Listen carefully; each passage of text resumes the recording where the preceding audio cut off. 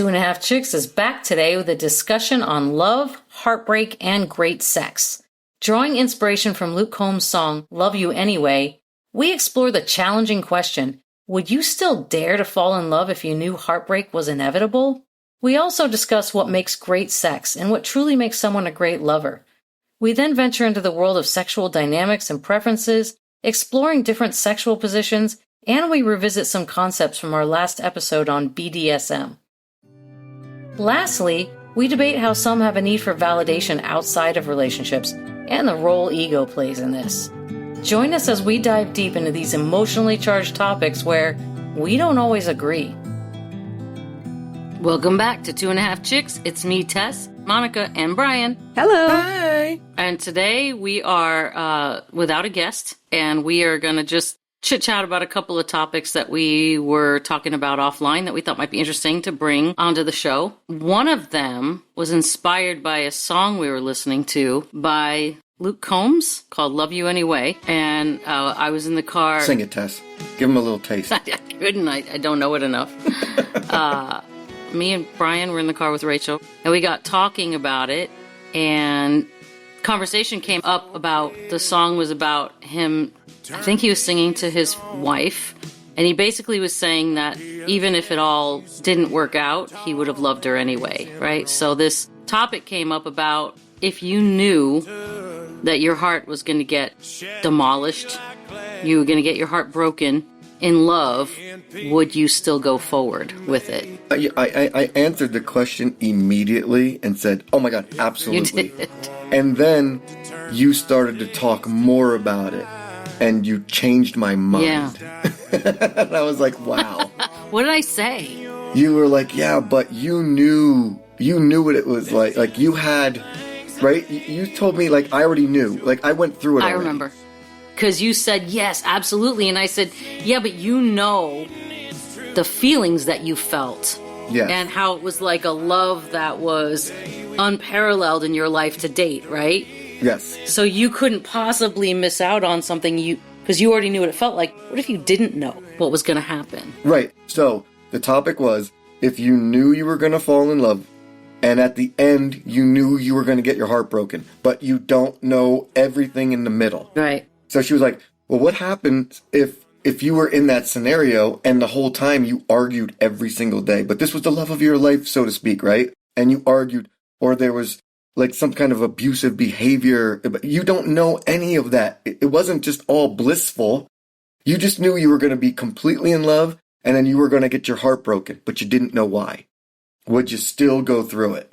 What do you think, Monica? It's hard to answer that, I think, because like you don't know, right? Because if it's a love that is a great love and you get along and you're blissful and yeah, you have your bad moments, but overall you are happy with this person. And let's say the person has to move away or to be really negative, dies, right? Would you still do it? Because your heart would be broken. And in that case, I think the answer would be yes, because that kind of happiness doesn't happen very often. So, and if you lose that person for reasons that not because you grew to hate each other, but you still loved each other at the end, then yeah, the answer could be yes. But if, like Tess says, if the person you fall in love with, you know that they're going to hurt you, and having that type of relationship changes you. Yeah, but you don't know, Monica. That's the whole beauty of this conversation. You don't know. Are you willing to roll the dice on love? So then the answer would be no. I wouldn't want to be in a relationship. I think the premise of the song might have been that when he said that, he already knew she was worth it to him. Mm-hmm. Mm-hmm. But it's like, you are so amazing to me that even if my heart, even if I'm going to love you anyway, no matter what, because it's almost like it's out of his control. I get it. I completely get it. And I mean, I've felt that way about someone, right?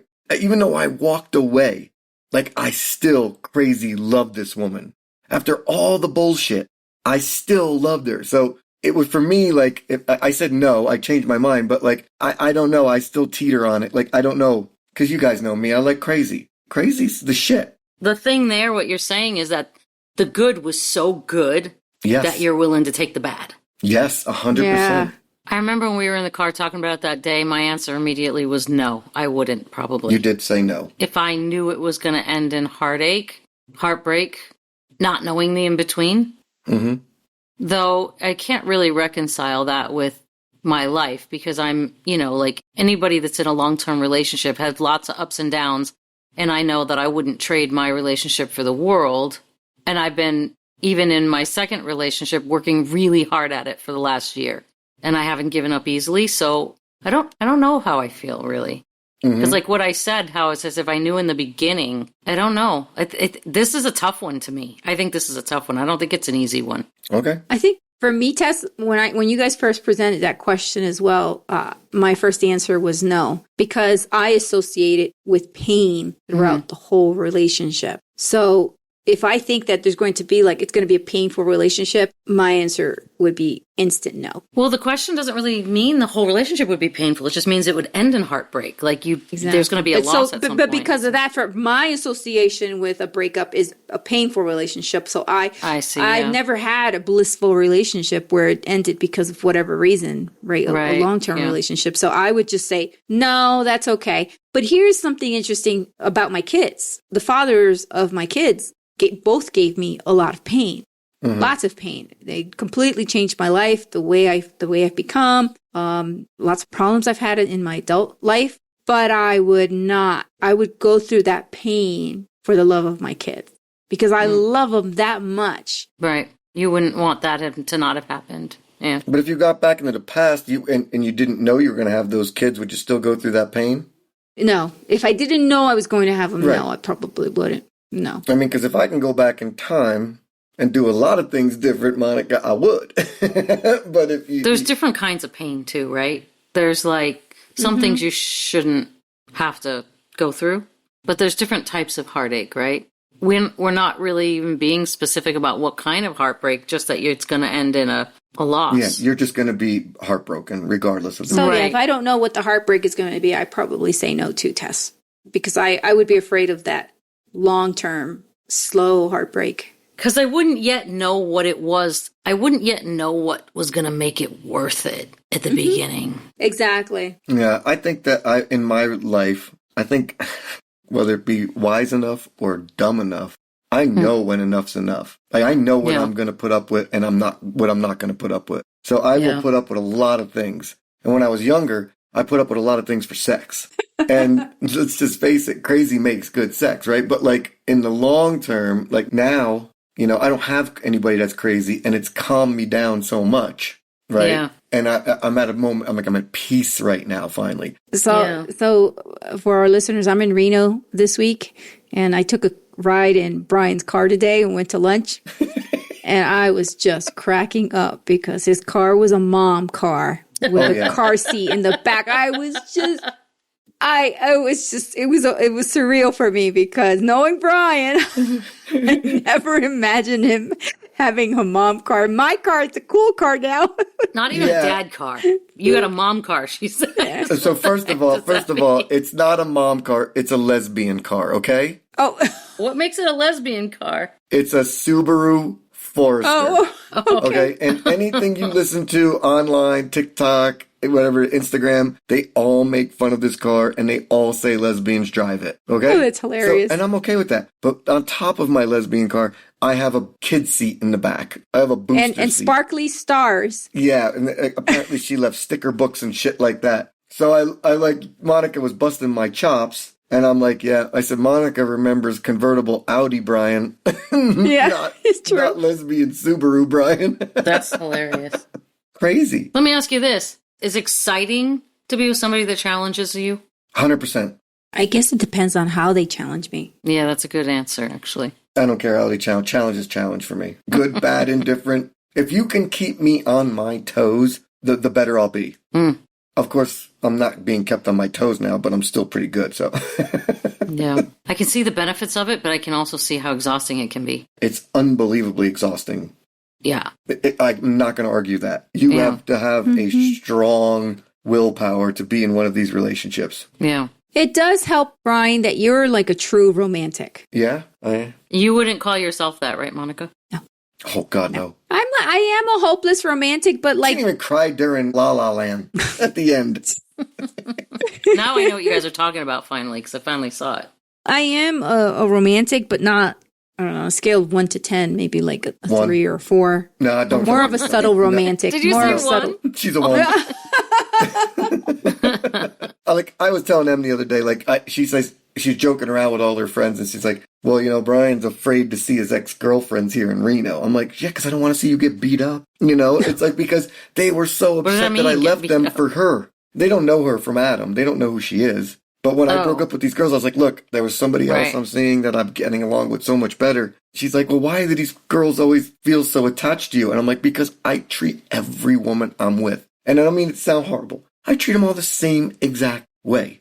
You know, I pay for everything. I open doors. I carry stuff. I make them, everything I do. Every single thing I do is to make them feel worthy and nice and cared for, right? And pretty and all that other shit. So yeah, I could see why I don't want to get your ass kicked. Although Em would probably F those chicks up. She's really secure in herself. That's a great thing she has going for her. Yeah, she's pretty awesome. So what was the other topic we talked about, Des? The other topic I think was one that Monica brought up was about what makes great sex great. And you know what? I think that she brought that up because she realized that the milkman's been knocking it out so good that now she wants to know if it's really good. She's like, what's making this so great? No. Are you sure, Monica? I brought up the topic because I saw it online. I saw people talking about it online. The question they had posed was, does a person who has more experience and know more positions, does that make them a better lover? Or what makes somebody a better lover, right? Exactly. Okay, so let's use your life as an example, Monica. Who was a great lover for you? Like, you have to say the name, but like if the milkman, but did you have a great lover in your life? Yeah. Okay, what made him great? I would say that concern for me, caring about me, like what I was feeling. Somebody who I could trust, and somebody I just had a connection with them, but it didn't need to be in love. I didn't need to be in love. It just had to be that there was a connection there. I trusted them, and they cared. I bet you asked 100 people this question, 100 answers would come back, and the top answer would never be, "Oh, the way they look." No, right?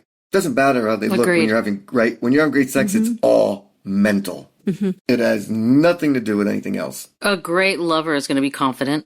And a great lover is going to be observant and attentive, and they're going to pay attention to how you're responding to them. And if you're not responding, they're going to switch it up. They're going to learn your body. They're going to learn you. And a great lover also loves sex, loves what they're doing. Yeah, I think that a great lover starts completely and utterly outside the bedroom. Okay. A great lover is someone that you are just, you love. You are in love with this person.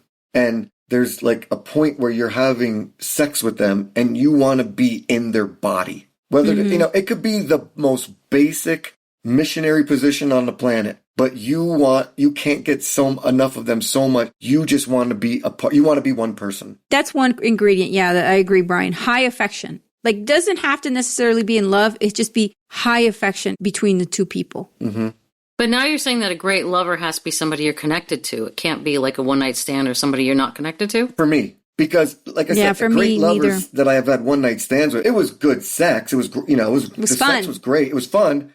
But was it as great as when I was completely emotionally involved with someone? Absolutely not. Got it. So you're talking about the experience more than whether or not they have skill. Absolutely. That's what I'm talking about. Yes. Got it. It's like I want to eat a piece of chocolate and it makes me feel so good, right? But I don't want to eat it every day for dinner and breakfast and everything like that, right? It's just, and the right moments, like I want to have that steady, nutritious breakfast and everything. When that time comes to eat chocolate, that's fun, but it's not sustainable. Like a great experience with sex is one where like you feel it for days or however long afterwards. You remember how you felt at that moment. And it's not just physical, it's an emotional thing as well. Yeah, and the bonus is when you can smell the pillow and it's still there. You know what I mean? And like the cologne or the perfume is still there, right? It's just everything. Do you think somebody's like just great at sex or they're not? Or do you think it depends on your connection with them? Because I think that somebody could be a great lover with one person and not another. I think it definitely has to involve the connection. It's not a one-way thing, right? There's something else I had on that subject, and now it's escaping me. The heck was it? I have a story to share. Well, Tess is thinking about it. So remember Caden and AJ? describing the AJ. positions. Yeah. Describing the sexual positions they like the most. Mm-hmm. They described the Spider-Man position. Mm-hmm. So I told Milkman about it. I said, do you know what this position is? The Spider-Man position? He knew the position. He just didn't know that people were calling it the Spider-Man. Yeah, that's what I said too. Yeah. So we tried it. I'm going to say it's a pretty damn good position. She's a I fan. told you, Monica. You're a fan. I told you. Yeah. He said, this is really good, he said. That's awesome. So that was great. So it's nice to know you're still knocking out the milkman. That's good. Is he one of your greatest lovers? Yeah, he's a good She lover. keeps going back for more, so he must be pretty good. Right, but is it one of those emotional lovers, or is it one of those No. like over and over? You're repeating a one-night stand lover. Oh, there's some in between. No, it's something in between. Yeah. Like we've grown to care for each other as humans. We have a connection, but it's not love. It's definitely not love. Mm-hmm. And we've obviously grown to trust each other. We've been seeing each other for almost a year. Wow, already? So there's Damn, that. it's Yeah. been a year? Wow. It's going to be in the fall. It's going to be a year. Damn, gonna be in the fall. She fell right on his dick. Bless you. I know. Oh, everybody, try that Spider-Man position if you're able to. It's really good. Yeah, there should be like a diagram that we put in the comments down at the bottom.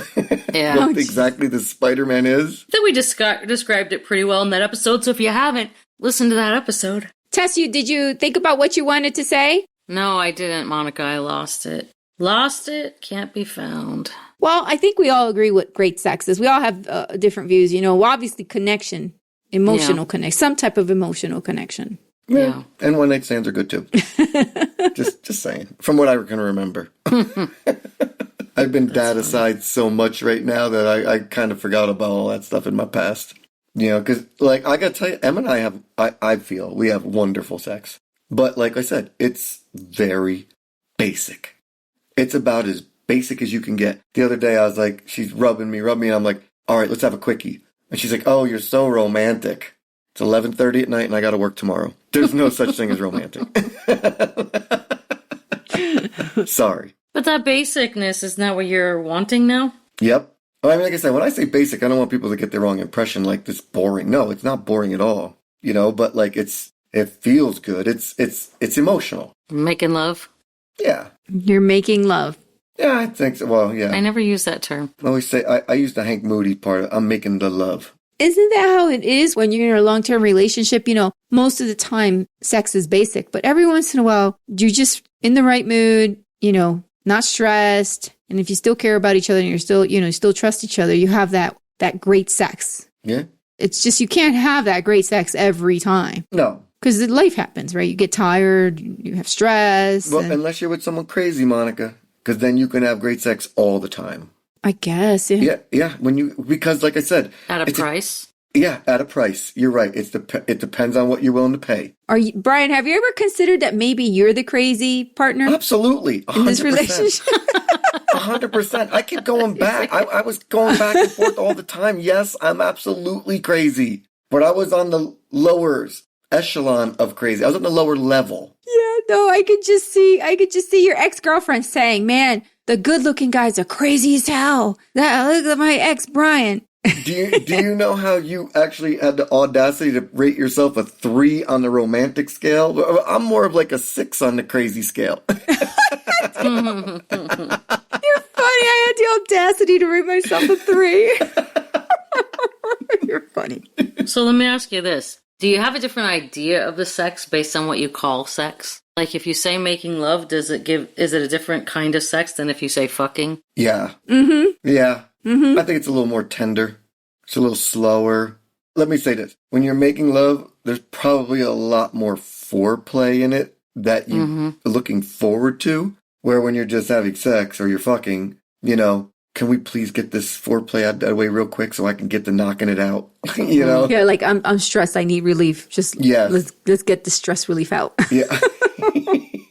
Well, you can also draw it out when you're not making love too, but that's just playing. So wait, when you're fucking, you don't mind the draw out, like the taking it to the edge and No, I was thinking more like when you're playing with somebody and not letting them come yet or whatever. It's still not making love, but it's still not fucking right away. You know what was? You bring up a good point, because I remember one time I was thinking to myself, I remember when I was in some like relationships when I was younger and stuff like that, and I would be like with women, and I would just be telling them, I had I'll use the word again. Monica, I had the audacity to say, don't you fucking dare come yet. Don't you come yet. Like, and it probably turned her on to high heaven. It was crazy, right? But now I go back and I think about it, I'm like, I was telling someone don't come.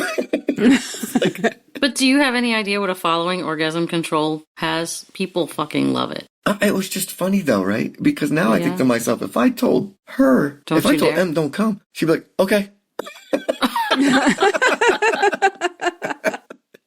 Well, actually, if I'm like struggling to come and my husband tells me to, or even goes a step further and says, well, if you don't come soon, then I'm just going to stop, I go right over the edge. Oh. And he does it for that reason. Okay. He like gives me a time limit so that... Damn, that's a lot of pressure. No way. Like, it turns me on. So it's like, there's different ways you can play with that. It's like your version of what we talked about with Justine last week. Yeah. But it's not the aggressiveness, right? He never even has to make good on the threat because I always come. So it's like, It's funny now. Ever since the Justine episode, now when I go to work now, I'm like, I want to breath control you so bad. And it totally takes on a different meaning, okay? You just want to choke somebody. That's not sexual. I want to choke you out so bad. Well, I loved how she said that grip test. I was like, what the hell? So you did, is that how they do it? Like they do do that to this girl or this guy and see how they react? Well, it's like, if I had to gauge a guess, the guy probably went up to her, put his hand in her hair, like all nice and gentle and sweet, and then took a handful of it and probably pulled down on her hair to see how she reacted. And if she reacted like she liked it, then... That's my signature move. I just never knew there was a name for it. Well, it displays a lot of confidence, and you can tell if a woman's into that kind of stuff or not by her reaction. If a girl goes, ow, fucker, then no, they're not into that. But if the girl's like... I have to say, that would be me, like, what the hell is wrong with this guy? Like, ow, fucker, and you're like, shenanigans. What if she's like, ooh... I would come back and tell you guys, like, this guy had the audacity to grab my hair, pulled it. I don't have a lot of hair. What kind of reactions did you get when you did that, Brian? I gotta be honest with you, I've never had a negative reaction to it. Right? And I could always tell you this, because I always look for the signs, too. And it's, Before the grip test? No, when I'm doing the grip test. Because what I usually do is I just grab it, and I don't yank it, I just slowly pull it down. And when you do that, I'm telling you right now, and I'm not making this up, a woman's pupils just start dilating. And when you see that, you're like, I'm going to be getting some tonight, and it's going to be good. I'm telling you. She's putty in my hands. Yes. When you see those pupils dilate, that ecstasy runs through their body, and they're like, this boy's going to knock me out tonight. It's going to be great. Totally going to get breath controlled. You sound like a serial killer right now.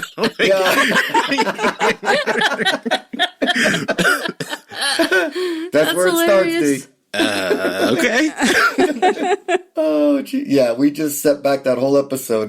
But no, I got to tell you, there is some passion to that. Yeah. It displays a confidence. That's all. You don't even have to be a person that goes further than that. Right. It just displays a certain level of confidence, which people find sexy. That's all. Yeah. And the one girl I was with when I was out here, I think I talked about this already. Like, she loved that. Like, I would go up there and I would just do that. And she's like, and then while we were screwing around and stuff, she's like, pull my hair. The problem was she was very like Northern European, and her hair was very fine and thin. Every time I would pull it, I can literally hear the hair popping out of her follicles. Shit. And she's like, harder. And I was like, I don't want to go. I can't. I will yank your hair out. She was so plastic, though. She was probably like, well, I'll just get some more put in. Don't worry about it. Yank that shit. But I was too freaked out by it. Yeah. See, I mean, right now my hair, is kind of fluffy because I had it in a bun. But my hair is actually pretty thin. It's fine now that I'm getting older, and it just gets worse as I'm older. I don't want to lose any more hair than I've already lost. So I wouldn't like anybody doing that to me. But Monica, we're not pulling your hair like you got, you're a 13-year-old getting punished by their parents, right? Back in the day. No, it can be done sensually. Yeah. I have to say, nobody's ever tried that on me. Or even not even pulling it, but what about Like, has a guy ever, like, put their hand in your hair and just kind of, like, either massage your scalp or just kind of squeezed your hair? Like, to where they're not pulling it, but they're, like, kind of just gripping it? I can't remember. Monica, I'm going to have a session with all your lovers. I'm going to have to vet them. I have to have a conversation with them before. All right, look, this is what you need to do to Monica. Send a text to the milkman. It's just one of those things that just adds a little intensity during sex. That's all. That's another thing that makes great sex, right? Is attention to detail. If somebody's like fucking you and they do something else while they're fucking you, it just intensifies the experience. Maybe that's just me. You mean like, but what if they look at their watch? That's not going to intensify your situation? It should be something about the task at hand. Yeah, man, she said that. You hear the way she said that, Monica? That was pretty sensual the way Tess just threw that out there. Something about the task at hand. That was her radio voice right there. Oh, Tess totally has a radio voice. Yeah. Well, it was a time where I wanted to record audio erotica. I never did. I got to tell you, I feel like sometimes after our episodes that Tim should basically go on our Instagram page and stuff and thank us. I don't think so. I don't think I'm using that voice on here. No, I just meant for, after you get off this podcast, sometimes you're like, hey, I'm a little randy right now. Doesn't take the podcast. We talked about some stuff. Oh, that's funny. Either that or Rachel's going to get a call. I don't know. Well, the milkman certainly got luckier. Yeah, that's what we said. Part of our mission here is to make people's lives better, right? Yeah, I agree. Does anybody else got anything else to add? D, you got any questions? You want to learn anything about sex? Let's see. You know what? I'll get back to you guys on that one. I don't know. Tess, you got anything else? Closing remarks? Oh, I thought you were asking Tess for closing remarks. I was. Yeah, she looked at the cobweb up in the corner of the room. I actually looked out the window at the trees, to be honest. It's really nice, the green trees out there. Nice to bring that passion and energy. Thanks. Well, my closing thoughts is, one-night stands, since I don't do them anymore, I want callers to call in and tell me about their one-night stands because I missed them. Oh, shit. You should role play with M. Yeah. Too bad she doesn't drink, go to bars, do anything. How would you role play a one-night stand with your significant other? That's a good question. You make her leave. But you know her, though. You know her. Yeah, that's true. And the problem is if I make her leave, then I got to watch the kid all night. So it's not going to work out. Get some costumes or something. I don't know. Yeah, I was going to say, people do that. They do role play with dress up, or you got to try and pretend you don't know. That's hard for me. I can't play pretend. So, you're right, though, D. Do we go to bed and after we're done, we say, all right, do you really want to spend the night? Whatever those awkward conversations are. Yes. And you think to yourself, God, I just want her to leave. She says, she's thinking, I want to stay and cuddle. Or does she tell you, God, I just want him to leave? Or you call her an Uber? What do you, how do you? and then at the last minute, cancel it? No, let her leave. Oh. Tell her, go sleep at your mom's tonight. Yeah, that's a good idea. I'm going to role play every night. Oh, my goodness. Brian. No, I'll just have her go stay at her mom's every night. Wouldn't you be shocked if she did leave, though? I would be completely shocked because I would say, you're taking the kid, right? She's like, no. I'm like, shit. I didn't come here with a kid. Yeah, damn it. She's role-playing, too. Yeah, if she's role-playing and I look like baby daddy, it's my weekend. Oh, God, man, this is turning me off now. I don't this is ridiculous. You guys suck. You made the story up in your head already. You guys suck at this. Thanks, The dude. ending and everything. You could have just stopped and called her an Uber. We were trying to help you. You're the one that led it down to the path that you didn't want to. Yeah. I actually had an ex that wanted me to go to the bar with him and pretend that we didn't know each other so he could pick me up in the bar. And I'm like, why do you want to do that? And it was because he wanted people to know that he could bag me. Okay, that's fair. He wanted to give the illusion in the bar that he could get a chick like me. And I was like, yeah, no, I don't feel like doing that. Come on, that's kind of sexy. I didn't think so. Really? Mm-mm. Why? You don't want to be that trophy? I'm not a pretender. God, do you have any idea how the male brain works? I was going to say, that's a real stupid ego thing. Like, yes, exactly. If I'm in the bar with you as your wife, you obviously got me. Mm-hmm. He's laughing because you're like, that's such a guy ego thing. We're like, yes, exactly. Yes, but the thing is I was with him. He obviously got me. Why'd I have to pretend we were strangers? But other people didn't know that. If I was there with him, then they did. Well, But you weren't supposed to be there. You were supposed to show up 10 minutes later, and he's supposed to brag to his buddies, I'm going to be fucking, I'll bet you I fucked that tonight. I guess it's a guy thing to think that in 10 minutes, a woman just thinks this guy is so hot, she has to go with him, and she just met him. Oh, You know, listen. it's so a guy thing. Pretend we're a 7-inch cock with girth and stroke us, okay? Damn, Tez, we need an ego burst, especially the older we get, we need an ego push. Look at her shaking her head. Damn. I got nothing. I got nothing. I got nothing for that. I brought it up like, isn't that crazy that he wanted to do that? And here you are going, oh my Bride's God, defending not at all. him. Yeah. Talk to your husband and say, hey, would this be, don't preface it with anything. Just throw the scenario out and see what he thinks. And Monica, say the same thing to the milkman, and I want to know in the next episode what they say. D, it would be cool, right? I'm more towards the women on this one, but I understand your sentiment though. I get it.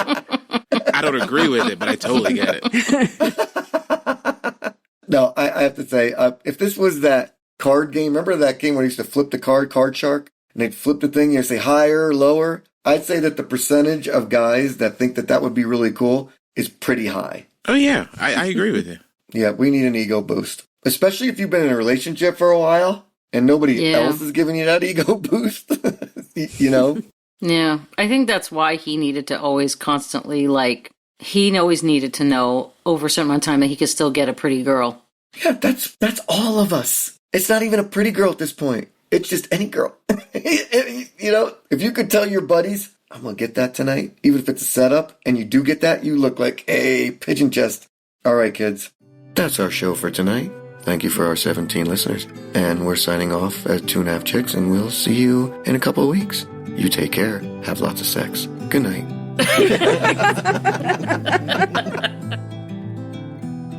We want to thank you for tuning into today's show. What did we miss? How do you feel about experiencing great love knowing it would end in heartbreak? What do you think makes a great lover? How do you define great sex? Is there a song that speaks to you and makes you think? Email us at 2.5chickspod@gmail.com. Follow us on Instagram at 2.5chicks and make sure you subscribe to our podcast so you never miss an episode. Come back soon. There's more new content coming your way.